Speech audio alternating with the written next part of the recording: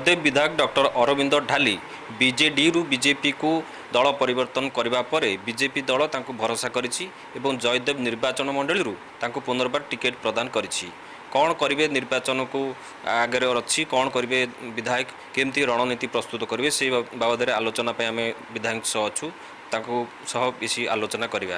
आज्ञा कौन केमती रण ओम शांति।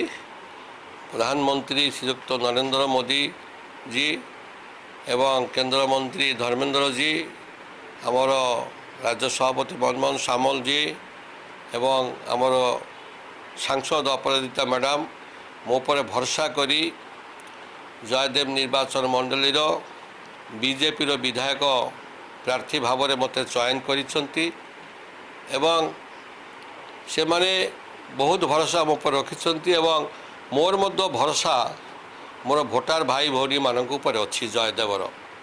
कारण जितेबाला मु 2009 मसीह आसी कई मत जानी नथिले चिन्ह नथिले देखि नथिले 44,000 भोट्रे मते से मत भोट देकरी विजय करथिले। ता परवर्ती समय मते 21,000 भोट्रे जययुक्त करैथिले व्यवधान रे मोर। कारण मु भल भाव जयदेवर भोटार्स भाई भौणी माने सचेतन स्वाभिमानी एवं से माने कैंडिडेट को निश्चित भाव में गुरुत्व देवे एवं जो कैंडिडेट माने मैदान में ओह्लैबे से माने देखिए आंकर योग्यता केते शिक्षागत योग्यता आंकर अभिज्ञता आंकर आचार विचार आंकर समस्त सहित केते मेलामेशा करुछंती केते काम से करिसंती तांकर समय भितर तार समीक्षा करी एमाने निश्चित भाव में भोट देवे। 2019 मसीह आपण बीजेडी दल विधायक प्रार्थी विजय लाभ करते किंतु आपन को टक्कर देते जड़े स्वाधीन प्रार्थी आ बीजेपी तृतीय नंबर रही है। बीजेपी दल केमती कौन भल रिजल्ट कर एबे बीजेपी 1 नंबर हम।